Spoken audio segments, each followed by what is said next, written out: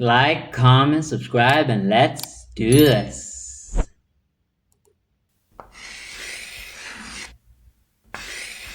The average lifespan of an American is 80 years. Oh, And an 80-year-old today was 10 when World War II ended, 4 when it began. A soldier who that's saw crazy. battle would have to be in his late 80s, at least today. Generals, political leaders, the decision makers of the war, few are still with us. And over the past few decades, we've seen authors and filmmakers rush to capture stories from survivors before this connection of memory is lost.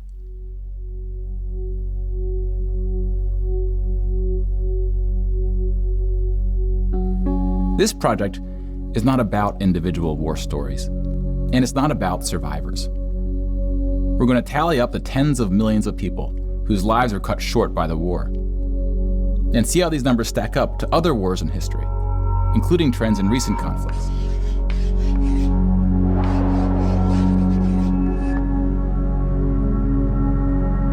We'll be counting soldiers and civilians separately. Each of these figures represents 1,000 people who died. Civilians were of all walks of life, whereas military deaths were almost entirely men. The average age was about 23. 23! In most battles, for every 1,000 soldiers killed, there are more than 1,000 who are injured. The word casualty can be confusing because in military speak, it often includes both deaths and injuries, and anything else that takes a soldier out of service. Here, we're just counting the deaths, and we'll begin with American soldiers.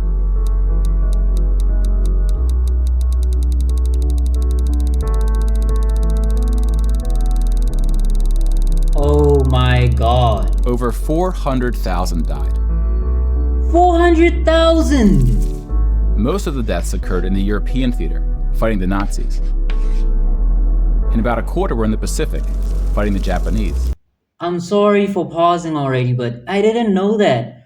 400,000 is a lot. That's a lot of people.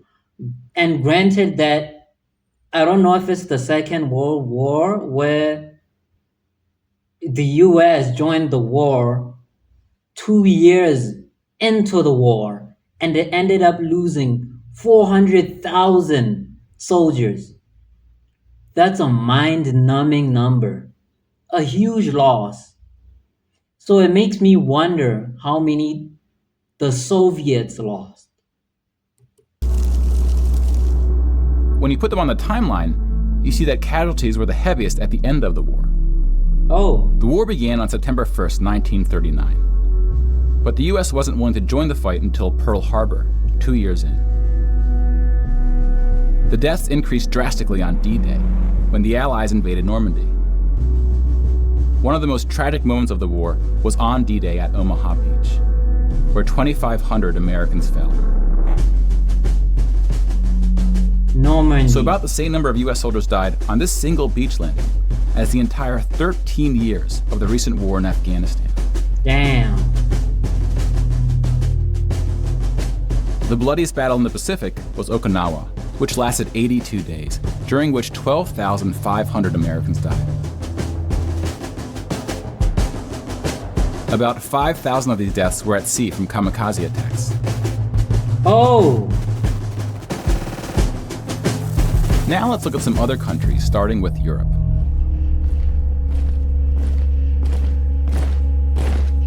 Germany started World War II when it invaded Poland. Poland ultimately lost 200,000 soldiers in the war. Most died after the invasion while the country was occupied by Germany and the Soviet Union. Germany 200,000 is still a lot. Given the population of Poland, I'm not sure how many people live in Poland or were living in Poland at the time, but it still sounds like a huge number in proportion to their population. So still a huge loss.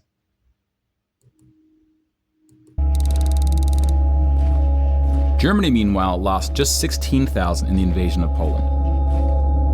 The Nazis went on to invade and conquer other countries, including Denmark, Belgium, the Netherlands, France, Greece, and Yugoslavia. France surrendered, but after losing 92,000 soldiers in the Battle of France. Damn. Over 200,000 ultimately fell, which includes deaths in POW camps, French colonies, and other fighting. Yugoslavia suffered almost 500,000 military deaths. The initial invasion brought relatively few casualties on both sides. But the deaths mounted under Nazi occupation due to guerrilla fighting, civil conflict, and mass executions. The Nazi invasions were swift, with relatively few German losses. Even the Nazi commanders expressed surprise at their success. Bro, it's so shocking to me too. How were they doing this and suffering the least amount of losses? How many were they? How? And then we have the United Kingdom and the United States, who were not invaded but took the fight to the Nazis. Britain lost about the same number of soldiers as the US, which includes the British colonies. Germany lost about 500,000 soldiers fighting the US and Britain in what is known as the Western Front, which took place in France and Belgium. I mean, finally. But most Nazi soldiers died in the Eastern Front, Germany's unsuccessful invasion of the Soviet Union. The Soviet Union. Numbers are staggering. Oh! The most famous battle of the Eastern Front, and perhaps the turning point of the European war, was Stalingrad. The German Sixth Army successfully took Stalingrad, but then got surrounded by the Soviets and cut off from food and ammunition. 500,000 Nazis would ultimately die in Stalingrad. Another 100,000 were taken prisoner, of which 6,000 would ever return. POWs had a low survival rate throughout World War II, and it was particularly grim in the East. When you include these POWs, roughly the same number of Germans died in Stalingrad as all the Western Front fighting against France, the UK, and the US. Bro. And though Stalingrad was a victory for the Soviets, they suffered almost twice as many losses as Germany. Almost 1 million is what I'm hearing. The Soviet Union would eventually defeat the once unstoppable German army, killing 2.3 million Nazi soldiers.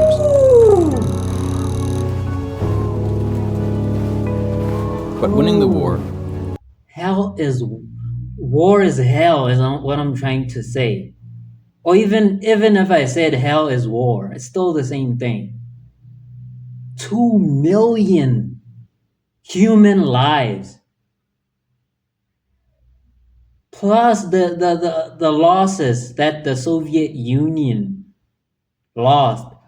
When people said like the Soviets basically carried the Second World War, I didn't know what they meant.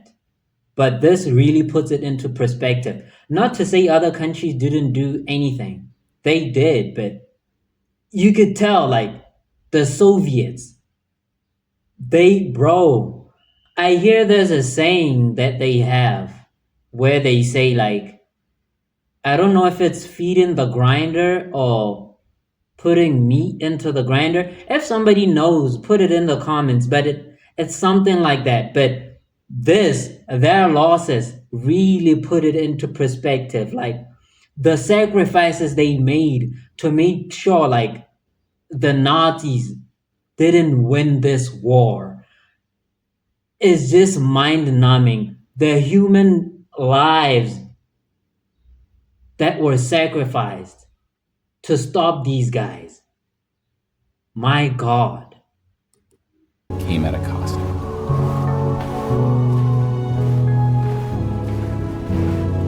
War is truly hell. How many people? Oh, it's not stopping.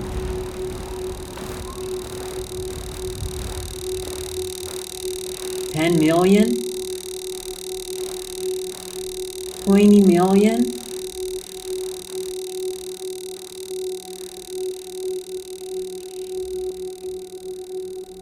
$8.7 million is the official tally by the Russian military, a hotly disputed number.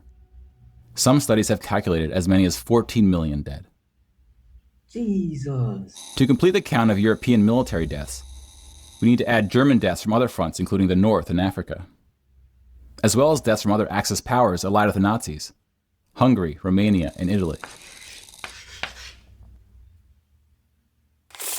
When you put these European military deaths on the timeline, it looks like this. You can now interact with the chart to learn more. Pause the narration if you would like more time.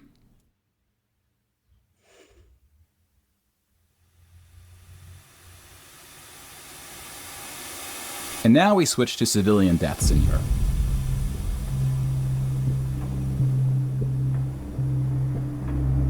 I just know it's in the millions.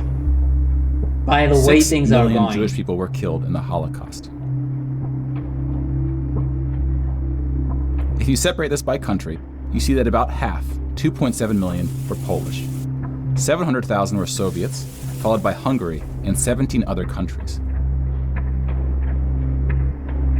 Just slaughter. Broken down another way, about half of the 6 million were killed in the concentration camps. Over 1 million died in Auschwitz. Most were killed in the gas chambers. Others died from starvation, exhaustion, disease, and other forms of execution. Terrible. The second most deadly camp was Treblinka, which was exclusively an extermination camp, set up to look like a train station. Mobile killing groups killed 1.4 million Jews.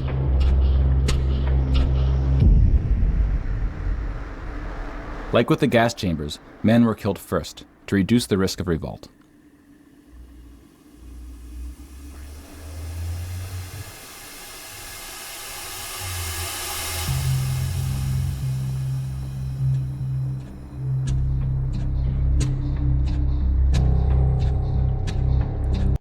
This video, bro, it really, I don't know how to say it, but why do human beings do the things that they do?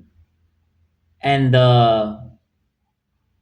it's like we don't care about human life, even though we are human. These images that I'm seeing here, some of them it's my first time ever seeing them. What I'm saying is, you wouldn't see these things, you wouldn't learn about these things unless you were looking to learn about them. For sure, some schools teach about them, but it's just surface level. They don't really show you pictures and put it into perspective. Just saying this many human lives were lost, it doesn't really show you. In comparison to maybe if they were shown this video, which puts it into perspective. People are so desensitized to these things now.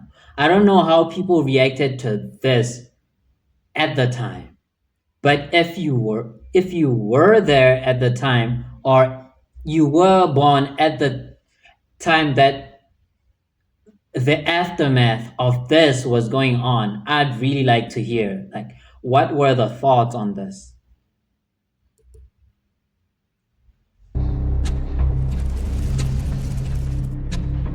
The Holocaust also includes non-Jewish deaths. Between 130,000 to 500,000 Roma, then called Gypsies, were killed. The numbers are disputed. About 250,000 people with disabilities were killed. Homosexuals, Catholics, and other groups were also exterminated, but their numbers were relatively small.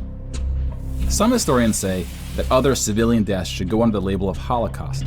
About 2 million non-Jewish Poles were killed under German occupation, some of which were sent to the gas chambers at Auschwitz. When you combine civilian and military deaths, over 16% of the total Polish population died in World War II, which is the highest percentage of any country. But not the highest in total death count. The Soviet Union again tops that list, losing at least as many civilians as it did soldiers, somewhere between 10 and 20 million. A particularly dark moment for the Soviet Union was the siege of Leningrad, now St. Petersburg. German forces surrounded Leningrad before civilians could be evacuated. Supplies, including food, were cut off for 2.5 years. 1.5 million people died as a result, mostly from starvation, mostly civilians. Stalin's cruelty towards his own people is partly responsible for these numbers. He often didn't allow civilians to evacuate from cities, thinking it would cause the soldiers protecting them to fight harder. About 1 million Soviets died in Stalin's own labor camps, called the Gulag. Just about every country suffered civilian losses, especially countries who were invaded. Even people who were fighting on the other side, just the disregard for human life is just astonishing. It's amazing, really. Why were people living like this? While many died as a result of so-called collateral damage, the biggest numbers occurred when it was no accident. Civilians were exterminated, purposely fired upon or bombed, used as human shields, or intentionally deprived of food. The intentional killing of civilians was done by most warring parties, including the United Kingdom and the United States. The United Kingdom was spared of a land invasion, but still lost 60,000 civilians, largely from German air raids or blitzes, often directed at civilian population centers. The UK did the same to German cities at a much greater magnitude, causing about 10 times the number of deaths. Damn. But most German civilian deaths came from the ground at the late stage of the war. When the Nazi regime collapsed, civilians living in occupied regions had to desperately flee from the advancing Soviet army. Rapes were widespread, and death estimates ranged from 600,000 to 3 million.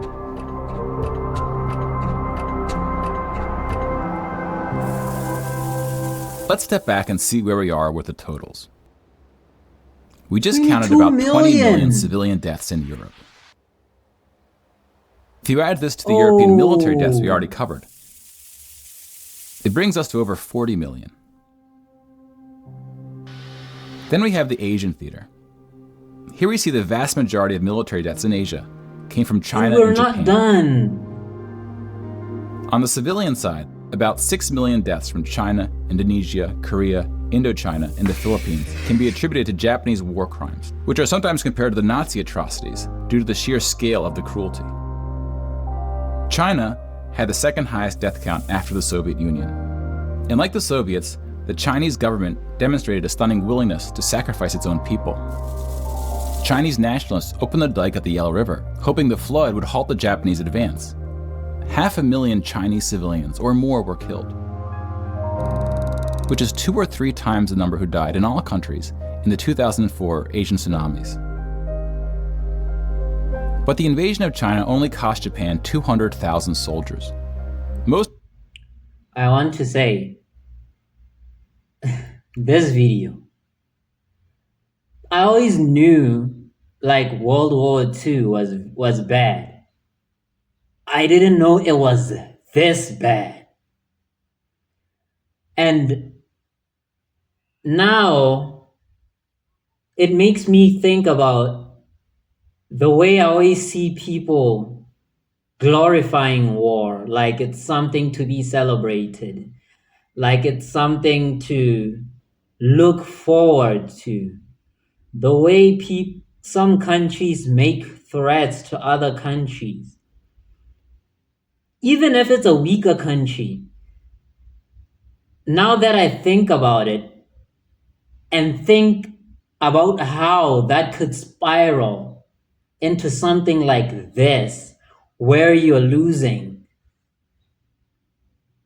millions and millions of lives, even lives of people who had nothing to do with whatever the war is about. That war doesn't benefit them.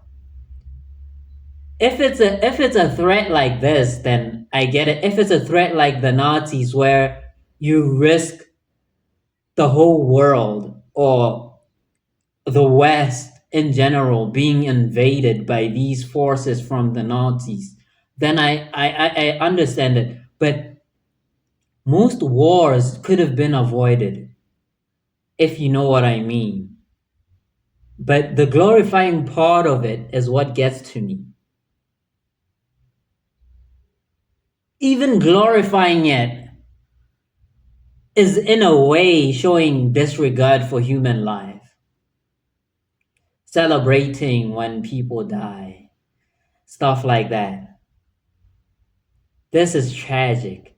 This is tragic. And I end up wondering why leaders of countries, do you know things like this could easily be solved by maybe a game of chess? It might sound dumb, but things like this could easily be avoided by they could meet those people who are disagreeing. Not all arguments, but the majority of them is just ego. You could just meet, play a game of chess, and whoever loses lost that war. It could be as easy as that. But a lot of issues within the world, I get that it's not that black and white, but those that are black and white, the solution could be as easy as that. There is no need to lose human life and all that. But hey, let me stop yapping and finish the video because I would talk forever. Most were killed fighting the US and allies in the Pacific War. A significant portion of Japanese civilian deaths were caused by American firebombing and the 2 nuclear attacks. Contrary to official US statements, these airstrikes were directed at civilian populations, not military targets. Tragic. Evil. When you too. add all the deaths outside of Europe, it brings us to a grand total of 70 million for the war. 70 million. Give or take, depending individual on who's human and lives. what civilian deaths get included. More people died in World War II than in any other war in history. For comparison, here are 20 or so of the very worst wars and atrocities we have on record. Some of these are more of atrocities than Mao, wars, Stalin, but we've seen how that distinction can get World War blurry. I, Some of these Civil- spanned across centuries. World War II had the highest body count, and it all happened in just 6 years. millions. And The world's millions. population has grown significantly since the earliest atrocities on this list. If you want to compare them in terms of what percentage of the world died, we can adjust the chart to look like this. This rough approximation tells us there may have been more devastating wars before World War II, proportionally speaking. That's insane. Human beings doing this to other human beings, by the way. When we turn to post-war conflicts, it's hard to say anything that isn't controversial. But the data shows something quite extraordinary has been happening. In 1989, John Gaddis coined the phrase the long peace to identify the absence of conflict between the nuclear powers during the Cold War.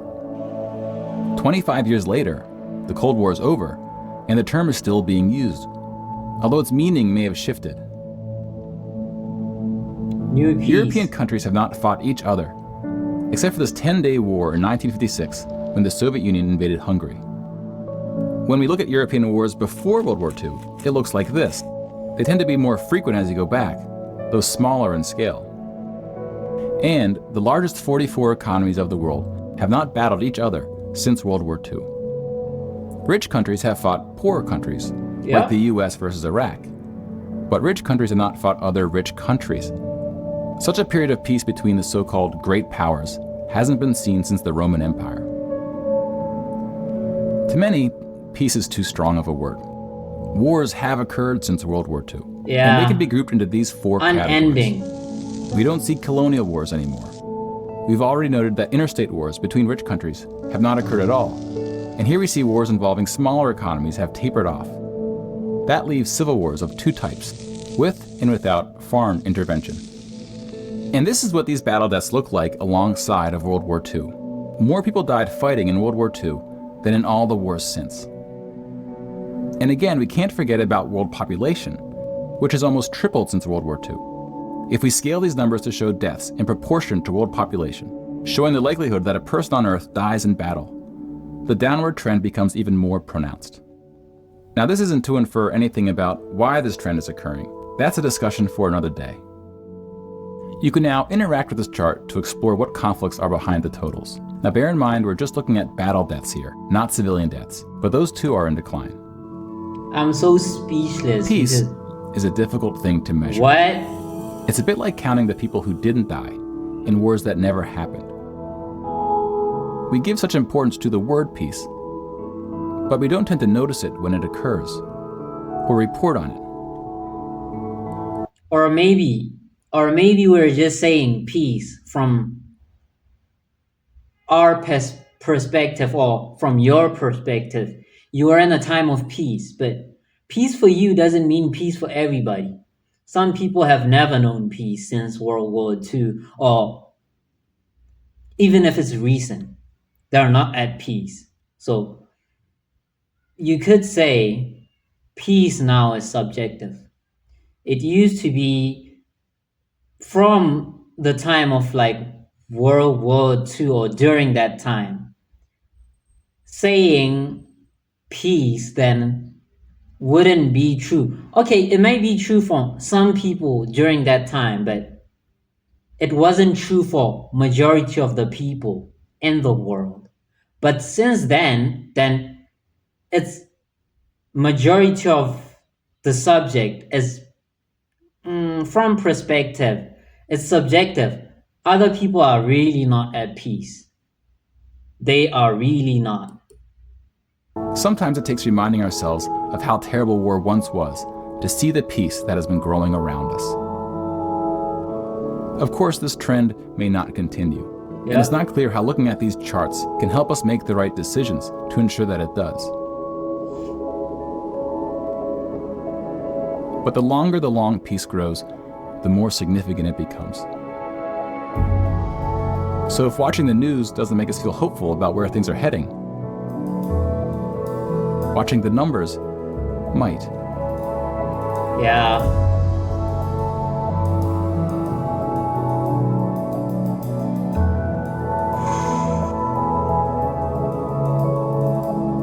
Is that the end?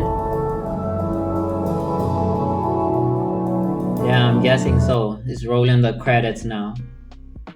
But man, this really, I don't know if to be happy that we're in a time where this magnitude of war is not a thing anymore, or to be scared, because weapons have advanced from the time of World War II. They are much more sophisticated now, more deadly, more destructive. So I wonder if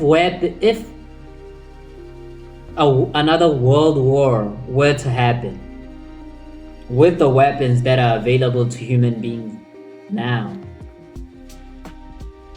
what would be the scale of human loss if that were to happen? Think about that. The self-destruction of the human species. Why? I don't know. For personal gain, for country, because surely it's not for the gain of the human race. It's not. We have all divided ourselves into subcategories, subgroups, and we're all fighting each other. How insane is that? If you really think about it like that, it all just looks insane. And I bet if you were maybe an alien from the outside looking in, my, how human beings would look just insane, or maybe primitive. We think ourselves as so like advanced, like we're a mighty race or an advanced race. But in the grand scheme of things, we're just primates with advanced weaponry. We are no different from the early human. We just have advanced tech now, but we still fight each other, we still starve each other. All these evil things we still do. We've never changed. But we think to ourselves like, we're so better from the early human being. We're so advanced, we can read now. We have cars, planes, all this. Still behave the same though. But hey, this video really put it into perspective. The horrors of war. The losses that come with war. That war is hell. I've learned a lot. I've learned a lot from this video. But anyway, I hope you guys learned a lot too. And on that note, don't forget to like, comment, and subscribe. And I hope to catch you on the next one.